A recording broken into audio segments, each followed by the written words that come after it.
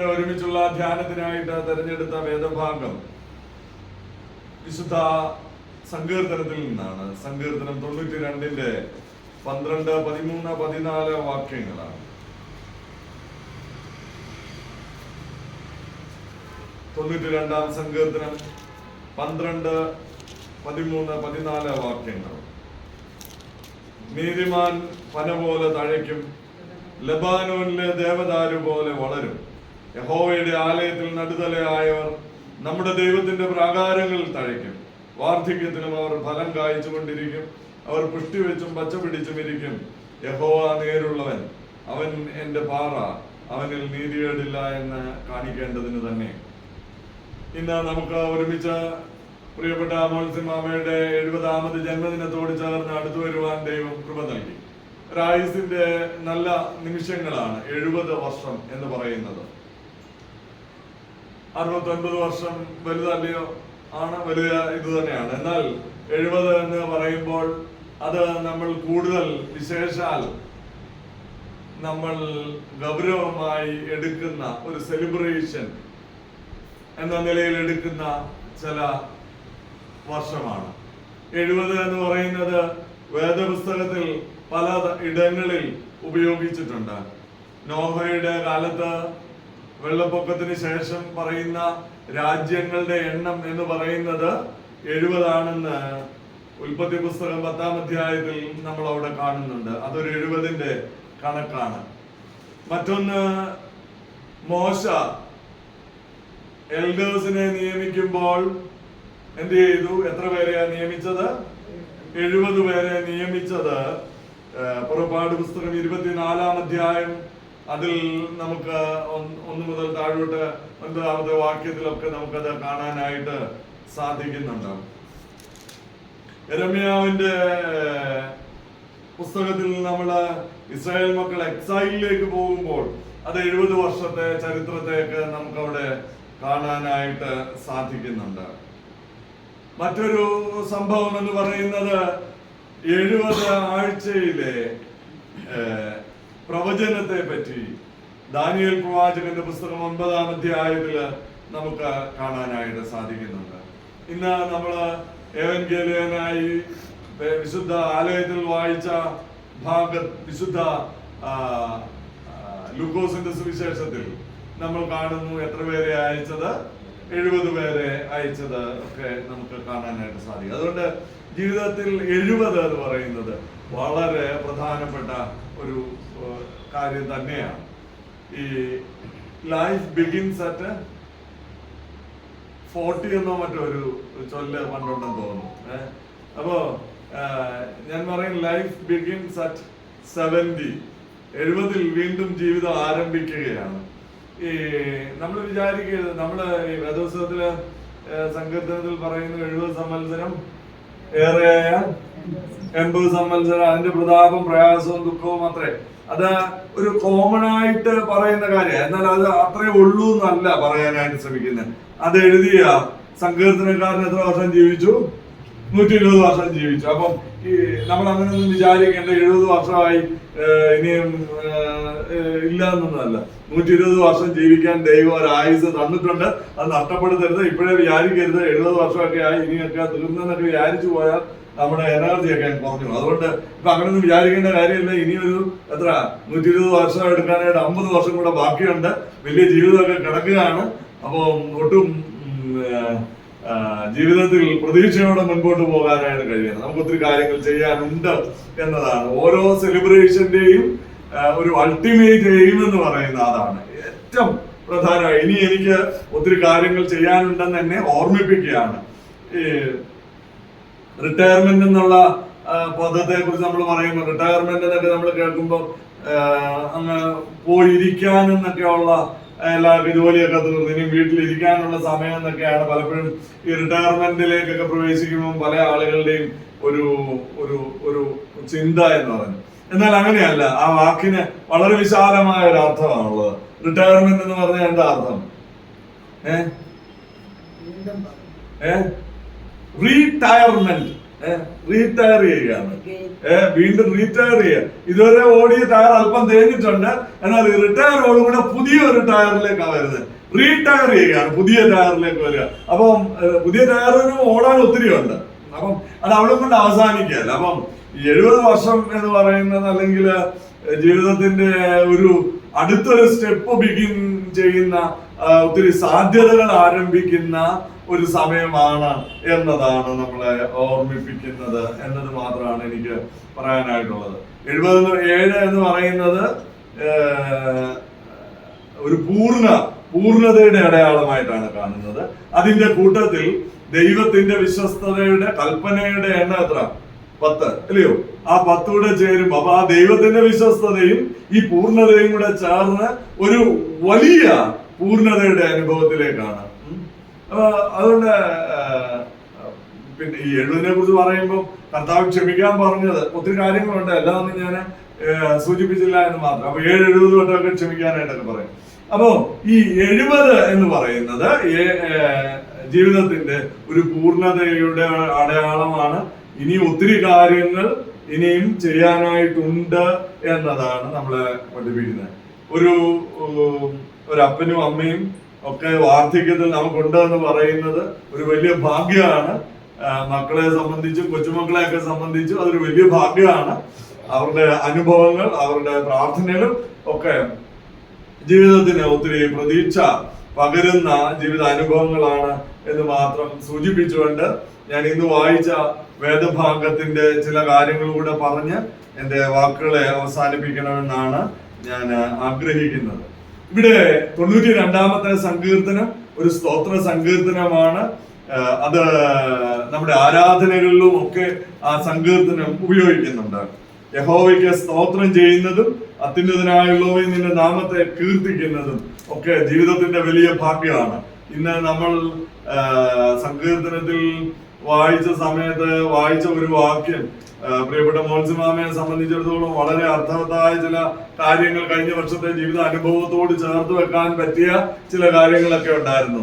അത് അവിടെ പറയുന്നുണ്ട്, വീണാലും നിലംപരിചാകാതെ കാത്ത ഒരു ദൈവത്തിന്റെ സാന്നിധ്യത്തെ കുറിച്ച് അവിടെ വളരെ കൃത്യമായിട്ട് പറയുന്നുണ്ട്. അവൻ വീണാലും നിലംപരിചാകയില്ല, യഹോവ അവനെ കൈപിടിച്ച് താങ്ങുന്നു എന്ന് പറയുന്നു. അപ്പം കഴിഞ്ഞ ചില നാളുകൾക്ക് മുമ്പ് വീണു, വലിയ ആപത്ത്, അനർത്ഥങ്ങൾ, അതിന്റെ ഒക്കെ മധ്യത്തിൽ ദൈവം താങ്ങി, ദൈവത്തിന്റെ അനവരതമായ കൃപ ഉണ്ടായിരുന്നു എന്നതാണ്. അവിടെ പറയുന്നു, നീതിമാൻ തുണയില്ലാതിരിക്കുന്നതും അവന്റെ സന്തതി ആഹാരം ഇരക്കുന്നതും ഞാൻ കണ്ടിട്ടില്ല, അവൻ നിത്യകൃപാലുവായി വായ്പ കൊടുക്കുന്നു എന്ന് ആ വേദഭാഗത്ത് നമ്മളെ ഓർമ്മിപ്പിക്കുകയാണ്. അപ്പം ജീവിതത്തിന്റെ അനുഭവങ്ങളിലൊക്കെ ദൈവം എത്ര വിശ്വസ്തനായ ദൈവമാണ് എന്നത് ഓർമ്മിപ്പിക്കുകയാണ്. അതുകൊണ്ട് എങ്ങനെയായിരിക്കണം നമ്മുടെ ജീവിതം എന്നത് നമ്മളെ ഈ വേദഭാഗം പഠിപ്പിക്കുകയാണ്. യഹോവയ്ക്ക് സ്തോത്രം ചെയ്യുന്നതും അത്യുന്നതനായുള്ളവയെ നിന്റെ നാമത്തെ കീർത്തിക്കുന്നതും 10 കമ്പിയുള്ള വാദിത്രം കൊണ്ടും വീണ കൊണ്ടും ഗംഭീര സ്വരമുള്ള കിന്നരം കൊണ്ടും രാവിലെ നിന്റെ ദയയും രാത്രി തോറും നിന്റെ വിശ്വസ്തതയും വർണ്ണിക്കുന്നത് നല്ലത് എന്ന്.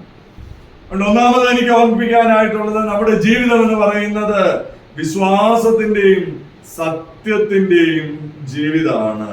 വിശ്വാസത്തിന്റെയും സത്യത്തിന്റെയും ജീവിതമാണ്.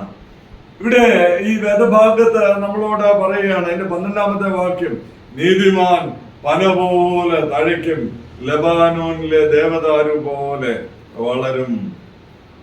അപ്പോ ദൈവത്തിന്റെ ജീവിതത്തിൽ ദൈവത്തിന്റെ കൃപ പ്രാപിച്ച് ദൈവാനുഗ്രഹത്തോടുകൂടെ നീതിയോടുകൂടെ ജീവിക്കുന്നവർക്കാണ് ദൈവത്തിന്റെ അനുഗ്രഹം പ്രാപിക്കുവാനായിട്ട് സാധിക്കുന്നത്. 90-ാമത്തെ സങ്കീർത്തനത്തിൽ പറയുന്നുണ്ട്, കർത്താവേ ഞങ്ങളുടെ നാളുകളെ എണ്ണുവാൻ ഞങ്ങളെ പഠിപ്പിക്കണമേ, ഞങ്ങളുടെ നാളുകളെ എണ്ണുവാൻ ഞങ്ങളെ പഠിപ്പിക്കണമേ. അതുകൊണ്ട് ജീവിതത്തിന്റെ അനുഭവങ്ങളില്, ജീവിതത്തിന്റെ വ്യത്യസ്ത അനുഭവങ്ങളിൽ ദൈവത്തോട് ചേർന്ന് ജീവിക്കാൻ കഴിയുന്നതിലാണ് ജീവിതത്തിന്റെ അർത്ഥം നമുക്ക് കണ്ടെത്താനായിട്ട് സാധിക്കുന്നത്. വിശ്വാസത്തിന്റെയും സത്യത്തിന്റെയും ജീവിതമായി നമ്മുടെ ജീവിതത്തെ അവതരിപ്പിക്കാൻ കഴിയുമ്പോൾ, അത്തരത്തിൽ ജീവിക്കാനായിട്ട് കഴിയുമ്പോഴാണ് നമുക്ക് അനുഗ്രഹം പ്രാപിക്കാനായിട്ട് സാധിക്കുന്നത്. അത് നീതിമാൻ പന പോലെ തഴയ്ക്കും, ലബാനോനിലെ ദേവദാരു പോലെ വളരും. പന എന്ന് പറയുന്ന വൃക്ഷം എന്ന് പറയുന്നത് മരുഭൂമിയിലെ വൃക്ഷമാണ്.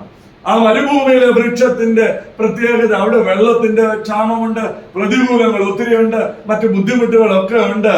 എന്നാൽ ഒരു നീതിമാൻ എങ്ങനെയായിരിക്കും ജീവിക്കുന്നത്? ഒരു ദൈവത്തിന്റെ പൈതൽ എങ്ങനെയായിരിക്കും? ഈ മരുഭൂമിയിൽ വളരുന്ന പന പോലെ വളരുവാൻ തക്കവണ്ണം ദൈവത്തിന്റെ കൃപയോടുകൂടെ ജീവിക്കുന്ന, അതുകൊണ്ട് വിശ്വാസത്തിന്റെ ജീവിതത്തിൽ അനുഗ്രഹകരമായ നിലയിൽ മുൻപോട്ട് വരുവാനായിട്ട് കഴിയുന്ന ജീവിതമായിരിക്കണം എന്നത് നമ്മളെ ഓർമ്മിപ്പിക്കുകയാണ്. അതുകൊണ്ട് ഒന്നാമത് എനിക്ക് ഓർമ്മിപ്പിക്കാനായിട്ടുള്ളത്, നമ്മുടെ ജീവിതം എന്ന് പറയുന്നത് വിശ്വാസത്തിന്റെയും സത്യത്തിന്റെയും ജീവിതമായിരിക്കണം. രണ്ട്, ഇത് ദൈവദർശനത്തിന്റെ ജീവിതം ആയിരിക്കണം. ദൈവദർശനത്തിന്റെ ജീവിതമായിരിക്കണം നമ്മുടെ ജീവിതം എന്ന് പറയുന്നത്.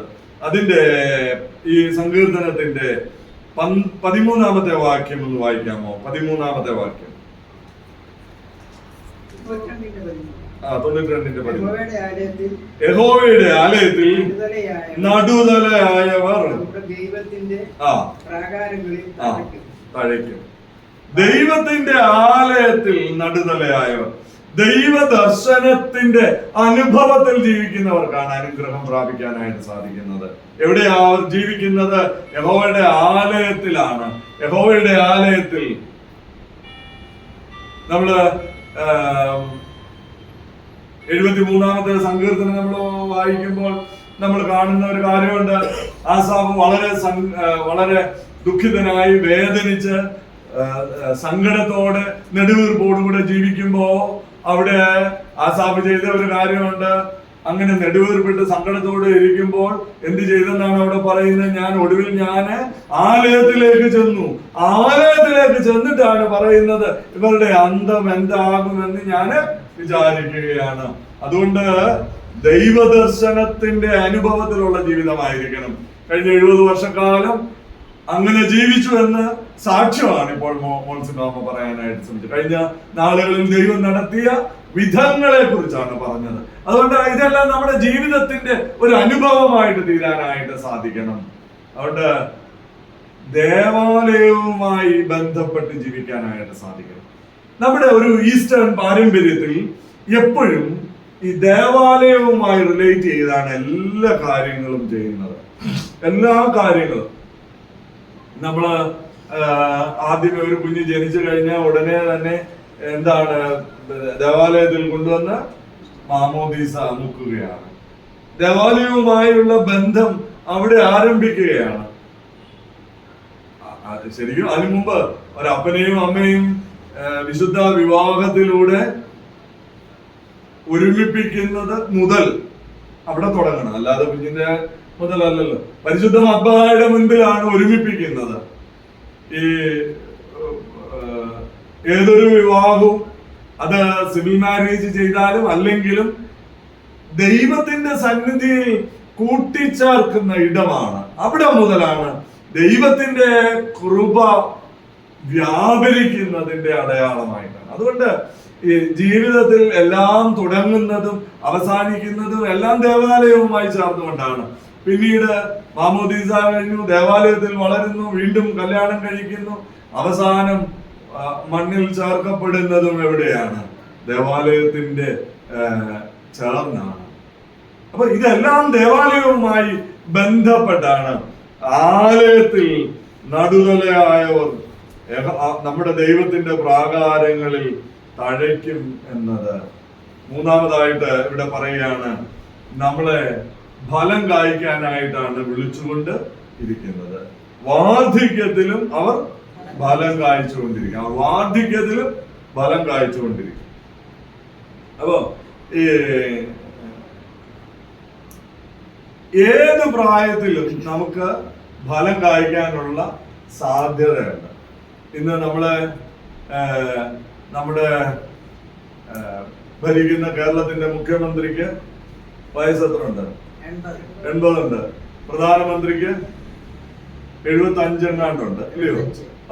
നമ്മളുടെ മെത്രാപ്പൊലീത്ത തിരുമേനിക്കുണ്ട് 75 വയസ്സ്. അപ്പോ ഇവരെല്ലാം 75-ന് മുകളിലുള്ളതാണ്. അപ്പൊ നമുക്ക് നമ്മുടെ ജീവിതം എന്ന് പറയുന്നത് ഇനി ഒത്തിരി കാര്യങ്ങൾ ചെയ്യാനുണ്ട്, ഫലം കായ്ക്കാനായിട്ടുണ്ട്. നമ്മളൊന്നും ഇനിയും മുഖ്യമന്ത്രി ആകുമെന്നൊന്നും വിചാരിച്ചിട്ട് കാര്യമില്ല. പക്ഷെ നമ്മളെ ആക്കുന്ന ഇടത്ത് ചില കാര്യങ്ങളിൽ എന്ത് ചെയ്യാനുണ്ട്? ഫലം കായ്ക്കാനായിട്ടുണ്ട്. നമുക്ക് ചില കാര്യങ്ങളിൽ കൃത്യമായി ചിലത് ചെയ്യാനായിട്ടുണ്ടെന്നുള്ളത് ഓർമ്മിപ്പിക്കുകയാണ്.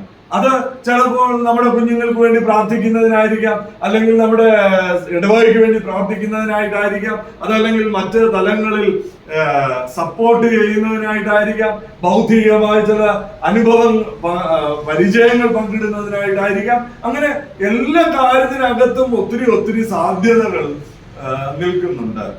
അതുകൊണ്ട് നമുക്ക് എപ്പോഴും ഒത്തിരി സാധ്യതകളാണ്. എന്റെ മൂത്ത അമ്മാച്ചൻ ഇപ്പൊ 92 വയസ്സെങ്ങാണ്ടുണ്ട്. എനിക്ക് തോന്നുന്നത് ഞാനിപ്പോ അധ്വാനിക്കുന്നതിനേക്കാൾ കൂടുതലായിട്ട് പ്രോഗ്രാമുകൾക്കും ഒക്കെ പോകുന്ന ആളാണ്.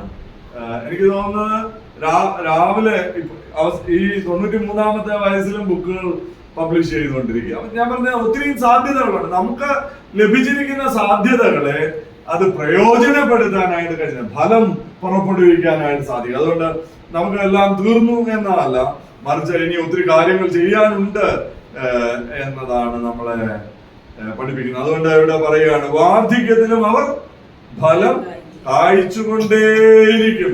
ജീവിതത്തിന്റെ അവസാന ശ്വാസം വരെ എന്തുണ്ടാകണം? നമ്മള് ഫലം പുറപ്പെടുവിക്കുന്നവരായിരിക്കണം. ഫലം പുറപ്പെടുവിക്കണം. അത് ജീവിതത്തിലെ വ്യത്യസ്ത അനുഭവങ്ങളിൽ അത് നമുക്ക് കാണിച്ചു കൊടുക്കുവാനായിട്ട് സാധിക്കണം. അവസാനമായിട്ട് ഒരു കാര്യം കൂടെ പറഞ്ഞ് ഞാൻ എന്റെ വാക്കുകളെ അവസാനിപ്പിക്കാനായിട്ട്, യഹോവ നേരുള്ളവൻ, അവൻ എന്റെ പാറ, അവനിൽ നീതികേടില്ല എന്ന് കാണിക്കേണ്ടതില്ല. ദൈവത്തിലുള്ള വിശ്വസ്തതയാണ് നമ്മുടെ ജീവിതത്തിന്റെ അടിസ്ഥാനം എന്ന് പറയുന്നത്. ദൈവത്തിലുള്ള വിശ്വസ്തത.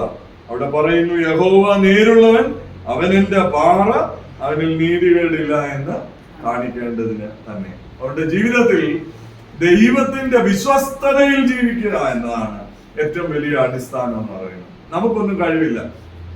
ഇന്ന് രാവിലെയും നമ്മള് വിശുദ്ധ ആരാധനയുടെ സമയത്ത് അത് പങ്കുവെക്കുവാനായിട്ട് ശ്രമിച്ചു. നമുക്ക് കഴിവില്ല ശരിക്കും. എന്നാൽ ദൈവത്തിന്റെ കൃപയിലാണ് നമ്മുടെ ജീവിതം. അതിലാണ് നമ്മുടെ ശക്തി എന്ന് പറഞ്ഞത്. യഹോവ എന്റെ പാറയാണ്, അവൻ എന്റെ വീണ്ടെടുപ്പുകാരനാണ്, അവൻ എന്റെ ബലമാണെന്ന വലിയ വിശ്വാസം എന്നെ കൂടുതൽ ശക്തിയുള്ളവനാക്കുകയാണ്, എന്നെ ശക്തിയുള്ളവളാക്കുകയാണ്. അതുകൊണ്ട് യഹോവ നേരുള്ളവനാണ്. കഴിഞ്ഞ 70 വർഷക്കാലം അനുഗ്രഹകരമായി വഴി നടത്തിയ ദൈവത്തെ കുറിച്ചുള്ള വലിയ ബോധ്യമാണ് മോൾസിമാമയ്ക്കുള്ളത്. ഇവിടെ ഇരിക്കുന്ന നമ്മള് പല പ്രായത്തിലുള്ളവർക്ക് അവരവരുടെ ജീവിതവുമായി ബന്ധപ്പെട്ടുകൊണ്ട് ദൈവം വിശ്വസ്തനാണെന്ന് നാം ഓരോരുത്തരും തിരിച്ചറിഞ്ഞിട്ടുള്ളവരാണ്. അതുകൊണ്ട് ജീവിതത്തിന്റെ അനുഭവങ്ങളിൽ ദൈവം വിശ്വസ്തനാണെന്നുള്ള ബോധ്യത്തിൽ തുടർന്നും ജീവിക്കാനായിട്ട് ദൈവം സഹായിക്കട്ടെ. അതുകൊണ്ട് ഞാൻ എന്റെ വാക്കുകളെ അവസാനിപ്പിക്കുകയാണ്. ഒരു അനുഗ്രഹിക്കപ്പെട്ട ജീവിതം ദൈവം ദാനമായി നൽകി. 70 സംവത്സരങ്ങൾ ജീവിപ്പാൻ ദൈവം പ്രിയപ്പെട്ട മോൾസിമാമയെ സഹായിച്ചു. റോബർട്ട് ഫ്രോസ്റ്റിന്റെ കവിത പണ്ട് നമ്മൾ പഠിച്ചത് എല്ലാവർക്കും അറിയാം. Miles to go before I sleep, miles to go, അല്ലയോ? റോബർട്ട് ഫ്രോസ്റ്റിന്റെ അല്ലയോ ആ കവിതയിൽ പറയും, miles to go before I sleep. ഇനി ഒത്തിരി കാര്യങ്ങൾ ഉറങ്ങുന്നതിന് മുമ്പ് ഒത്തിരി ദൂരങ്ങൾ ഇനിയും നടക്കാനായിട്ടുണ്ട്. 70 വയസ്സ് വരെ എത്തി ഇനി ഒത്തിരി ദൂരങ്ങൾ നടക്കാനുണ്ട്. അത് ദൈവത്തിന്റെ കൃപയോടെ, ദൈവത്തിന്റെ വിശ്വസ്തതയിൽ ശരണം വെച്ചുകൊണ്ട് മുൻപോട്ട് പോകുവാൻ സഹായിക്കട്ടെ. പ്രിയപ്പെട്ട രാജാനെയും അമ്മാമയും ജെറിയെയും കുടുംബത്തെയും, മറ്റേ മകളുടെ പേര് ഞാൻ